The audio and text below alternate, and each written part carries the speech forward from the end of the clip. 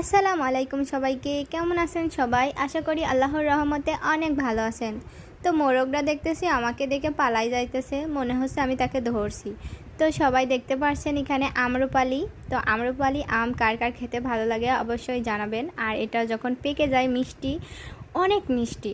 তো ভাবতেছি কালকে একটু আম মাখানো করব, আর আজকে আমের আচার চাটনি বানাতে চাইলাম অনেক কিছুই। তো আজকে সময় হয়নি কাজের জন্য, অনেক কাজ করছি আজকে। তো ভাবতেছি কোন দিক থেকে ওঠা যায় কালকে ওঠার জন্য, আজকে ভাবতেছি, বুঝতে পারছেন? তাহলে যেন কালকে একটু সময় লস না যায়, তাই জন্য আজকেই ভেবে রাখছি। তো এখান থেকে দেখেন গরু আমাদিকে তাকায় আছে, ভাবতেছে এ কি বলতেছে একা একা। এই যে তোমার তো খাবার তো দিছে, গরু তো খাও। অবাক। তো গরু তুমি দুষ্টু। খাও না কেন? ওই যে কত খাবার দিছে।